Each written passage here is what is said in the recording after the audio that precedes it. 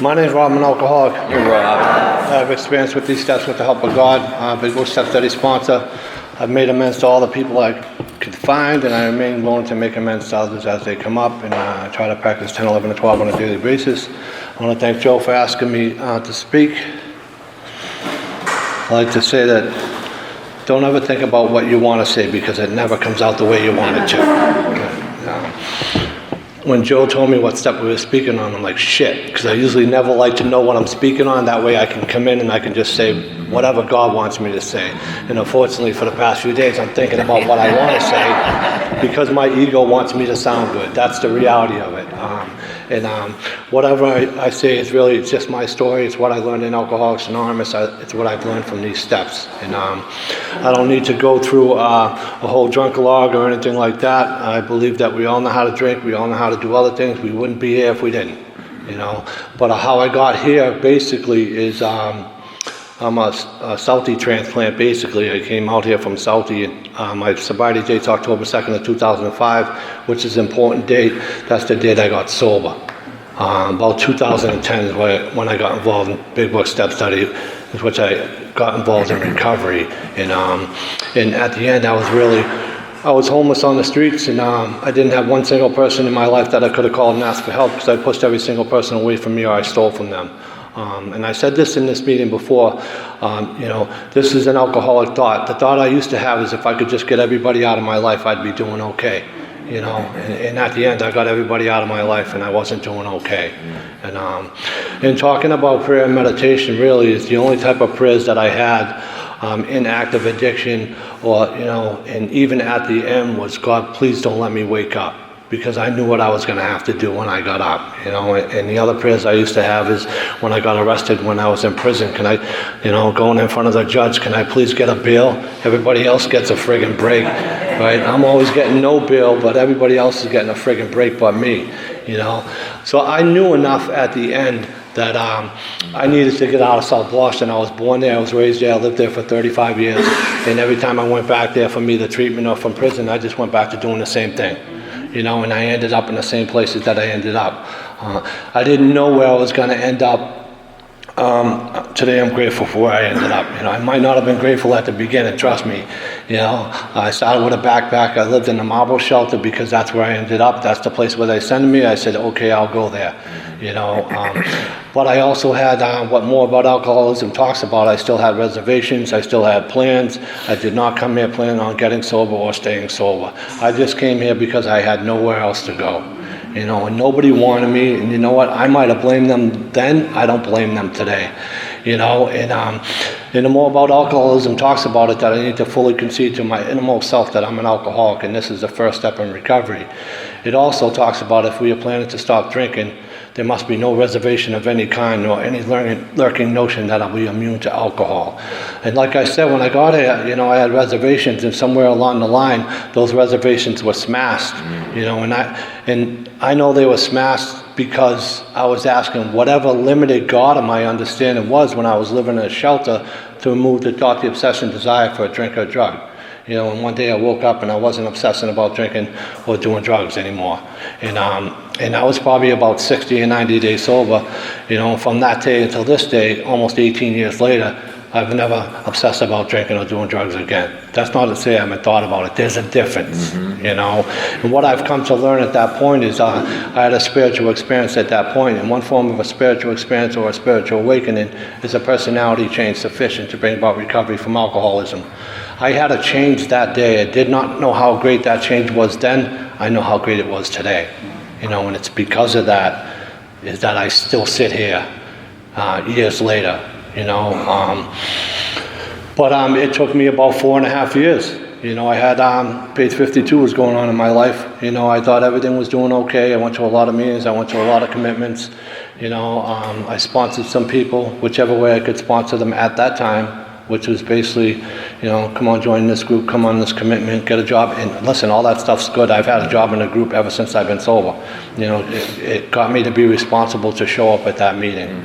But at about 4.5 years sober, I became restless, irritable, discontented, full of fear. Didn't understand why. I understand why now, It was because I brought that same person into Alcoholics Anonymous that, I was still on the street. The only difference is that I wasn't putting substances in my body. I was still lying, I was still cheating, I was still sleeping with people that I shouldn't be sleeping with. And people would come up to me and say, you know what, you need to stop what you're doing. And my answer to them was, you need to mind your own business. If you got a problem with that, we can take it outside and straighten it out. That's really I came in with a very angry attitude, a jail attitude, a street attitude, because that's basically the way I was raised. Today I'm grateful that I'm not that person anymore. And I'm grateful that I don't react like that anymore. And my friend Grateful Tom, he passed away a few years ago. I'm sure people know him. And I used to go to a lot of meetings where he was going, and he used to say that alcoholism and drug addiction is a separation from the God of your understanding. Today I can understand that, because the main object of this book is to enable me to find a power greater than myself which can solve my problem. See how it says my problem? Doesn't say alcoholism, doesn't say sex addiction, doesn't say cigarettes, doesn't say gambling. So it tells me that I can go to a God of my understanding for anything, and I try to do that as much as possible basically today, and I did this work in about 7 or 8 months. What I know today is that I was ready to do this work. I had over 500 resentments. I did my 5th step with my sponsor. I did step 6 and 7.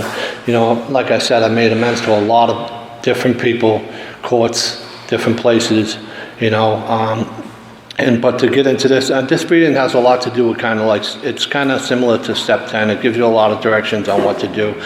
I can tell you my prayer meditation when I first got sober was I would get up in the morning, I would get on my knees real quick and say, please remove the thought, the obsession, desire for a drink or a drug. I would go drink 2 cups of coffee, I would smoke 3 cigarettes, and I would run around and chase the world and everybody in it, But today, as a result of doing this work, my prayer and meditation is different. This is like one of the only steps that you can do out of order. You don't have to follow in sequence. It does help following in sequence, because when you do a 4th and 5th step, and you do step 8 and step 9, and you make amends to a lot of people and get rid of all that stuff that's blocking you off from God, then you can begin to improve that relationship with God. I never had a relationship with God in my life, ever. I'm not a religious person. I found a higher power in Alcoholics Anonymous. I choose to call it God because I don't have a better word for it, and it seems to work for other people. And God works through other people, basically. What I've learned is that prayer is for talking to God, and meditation is for listening for the answer. And that's all fine and well until you have a baby. It's kind of hard to meditate when you got a baby. But over the years, even before I had my daughter, my prayer and meditation had changed. The first words out of my mouth today when I roll out of bed is, thank you, God, for allowing me to wake up. And like I said before I got sober, was, please, God, don't let me wake up. And this reading talks about the prayers that we've learned. The 3rd step prayer, the 7th step prayer. I ask God to remove my fear on a daily basis. I ask God to remove my fear before even speaking at this meeting. I'm not a guided meditation person, but what I like to do is I like to watch instrumental meditation on YouTube, if you ever watch that. I go downstairs, I have a cup of coffee, and it's really not about focusing on anything. It's about me letting my thoughts go where they're going to go. And it's really about just trying to be still and to get grounded, because if I don't do that, there's a chance that I'm going to be agitated. Prayer meditation to me has become like an automatic thing. I don't have to think about it anymore. Years ago, I would have to think that I need to do it. Today, it's just something that's a done deal to me, whichever way I can do it. And that's the reality of it. God gave me free will, which is basically the ability to make my own choices.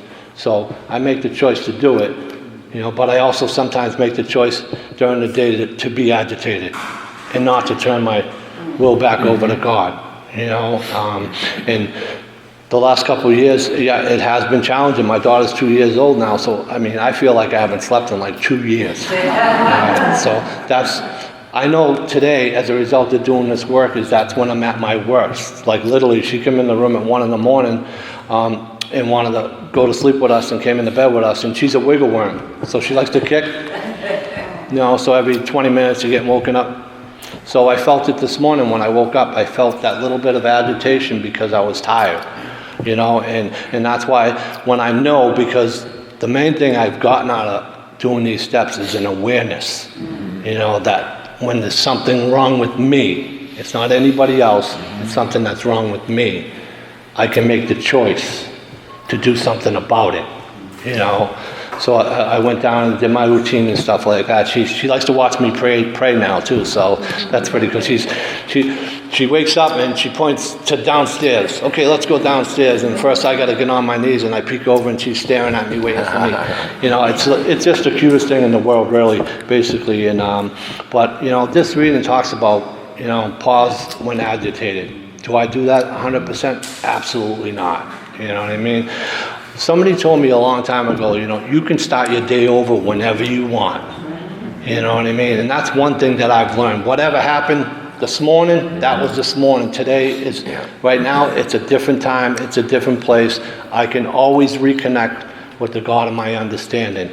You know, and Step 11 is sought through prayer and meditation to improve our conscious contact with God as we understood Him, praying only for the knowledge of His will for us and the power to carry that out. So I can always seek to improve that conscious contact with God, whichever way that might be. I mean, years ago, I used to read like 5 readings. Today, I read like maybe 1 or 2 readings. I thought if I read so many books that I'd be a very spiritual person, you know what I mean? But that wasn't the case. You know, there's a couple of reasons. And I always like I was talking to Joe before the meeting, I always like to switch stuff up. You know what I mean? I switch readings. Every few years, I switch my big book to a brand new big book for the specific reason that if I'm looking at the same book, I'm looking at the same stuff that I highlighted, and I'm only focusing on that. So I'm always looking for a new experience, you know, because if I'm continuing to focus on that, this is just for me, I'm only focusing on what I'm highlighting, and that's what I'm talking about. And to me, that's my ego that wants to sound good. Because more gets revealed to us always. And every time I switch my book up, something else gets revealed to me, and something else gets revealed to me by what somebody else says. Because I learned from other people. You know, the 11-step prayer is something that I used. I have it tattooed on my leg. It's on page 99 of the 12 Steps and 12 Traditions. You know, it's better to be understand than be understood. You know, that's a prayer that I use a lot. The sick man's prayer, we already know that one, which is in the 4th step, basically. So there's a lot of prayers in this book.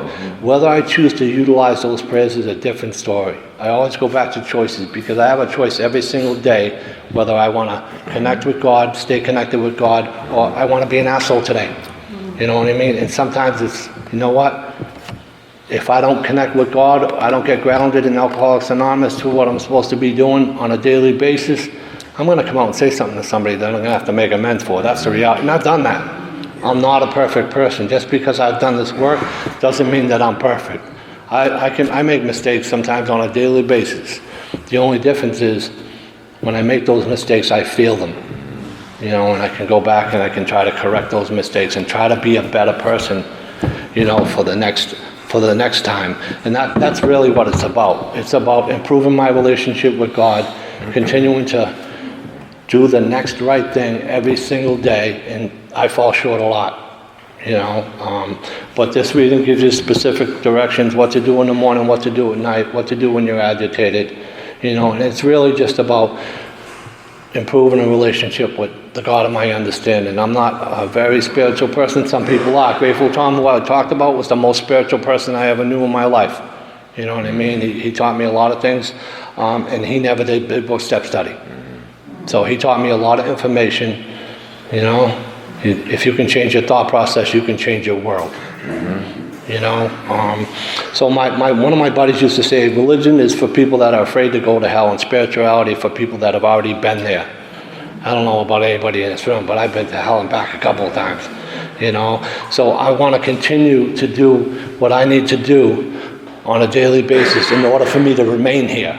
And it's really prayer, meditation, helping other people, and, you know, and trying on a daily basis to do the next right thing. Even though I know that sometimes I'm going to fall short. You know, so I'm about 4 seconds. I go about 15 minutes. Any more than that, I'm telling stories. So anyways, I mean, if you're just checking out this work, you know, this is Alcoholics Anonymous. This is where we recover from alcoholism, the seemingly hopeless condition of mind and body. If you're writing, keep writing, because we'd love to hear from you. And I'm grateful to be sober. Thank you. Nice.